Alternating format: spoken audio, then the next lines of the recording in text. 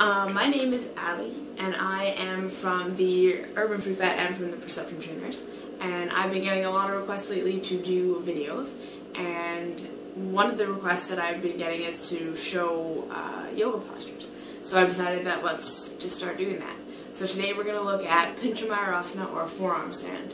So when we look at Pincha Mayurasana, we're going to split it up into 3 equal sections. So the first section is we're going to look at the shoulder girdle and the chest and what that's doing. Second section is the abdominals and what your core is doing. Third section is the legs and what the legs are doing. So let's start with the core. So first things first, when people think of engaging their core, many times they think about sucking in. So actually like drawing the abs just like into the spine. And I think that that's actually not going to help you so much in Pincha Mayurasana. A, because you can't breathe, and B, because sucking it isn't actually very stable. A more stable position is to think about drawing the belly button slightly in and up, so not like drawing it to the spine, not sucking in, you're not doing this. What you're doing is just drawing the navel just slightly into the spine and up. So you're engaging all of these muscles, your pelvic floor muscles are drawing in and up, your upper abdominals are drawing in and up, and then you're drawing your ribs just slightly in. In this position you can still breathe, see? But my abs are still engaged. That's the position you want to be in. So again, you're just drawing the belly button in slightly, and then up, ribs come in, and that's the core engagement. Like you're going to feel your hips engage and all that as well, but mostly that's your core. So then when we look at the shoulder girdle, the best thing that I want to show you to do here is first to come into a forearm plank, because it's very similar to the position you'll be in your forearm stand. So you're going to come on to your forearms like this, and then just lengthen the legs back to come into that plank position. And then what you're going to do is you're going to engage your core just like we did when we were standing, so core engagement, and then you're going to press your chest away just from the floor. And this is going to start to build that strength that you need to hold this inversion, because oftentimes people will let their chest kind of splay or like sag when they're in this position, or when they're in the actual Pincha Mayurasana, and that's pretty dangerous. One, it can put undue stress on joints that don't need stress, and 2, you'll probably fall on your head. So again, so you're going to push your chest away, and then if you can do this with good strength, what you can do is start to walk your feet in. And then, again, so tilting your shoulders over your elbows, and walk your feet in, walk your feet in, walk your feet in, and then just hold. So push it, again, pressing away, holding, and this will build strength more in the upper back and shoulder region. And then the third thing you can do for your shoulders, if you're still finding that you might have a little bit of lack of strength there, is to bring your hands together, interlace your fingers, and you're going to do what are called dolphins. So you're just going to bring your chin over your fingers and back. Bringing your chin over your fingers and back, over your fingers and back. And eventually this is going to start to feel pretty difficult. So you're going to do that 10, 15, 20 times just to build strength in the chest. So that's the first 2 components of our Pincha Mayurasana. Third is when you're in your inversion, what you're going to be doing is actually squeezing the legs together and squeezing the toes together. And this might seem like, how could you possibly be thinking about your legs and your toes when you're trying to stand on your forearms? But that's actually one of the most important keys to any inversion where you have your legs up top together, is squeezing the toes together really will create a levity in your body that will make the inversion feel a whole lot easier.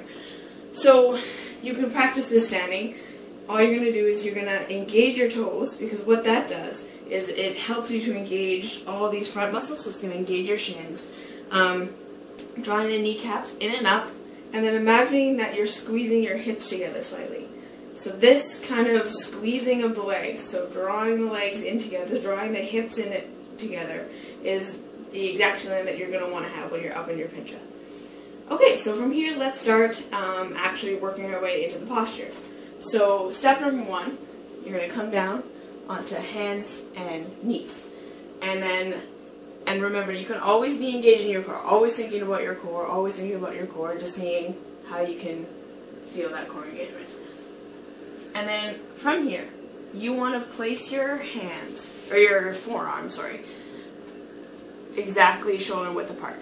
I've seen people, they start to kind of like have this splay thing happen here like this, or they put their elbows way far out, and there are definitely variations of this posture, like for instance where you can put your hands together like this, or put your hands together like this, but for the practical purposes of just starting this position, let's just work at a parallel position of the arms directly under the shoulders, elbows directly under the shoulders. And this is a safe position, this is a strong position, we're going to start in this position. So if you're finding that you're doing this splay, or this splay, keep doing your dolphins, so that you can build your strength, so that you can hold this.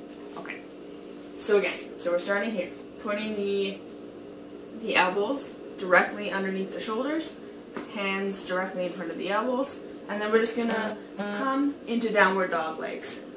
So you can push back, just sit in your downward dog for a second. Just feel what that feels like.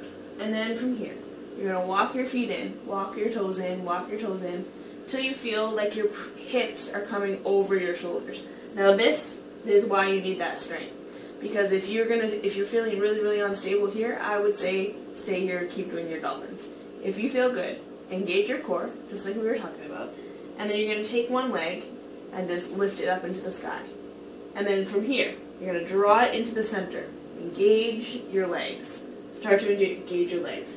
And then keep your gaze directly to the floor in between your arms, and then you can start to kick up. Oh, yeah. Kick up. And then if you can hold that kick up, you can start to lift the second leg. And then once you're in your position, squeeze your toes. Squeeze your toes, squeeze your toes, squeeze your toes. Yeah. And then if you're finding that you're finding your balance, that's perfect. So again, just working to squeeze the legs together, squeeze the toes together, engaging the abdominals, pushing away with the forearms, holding it one more breath.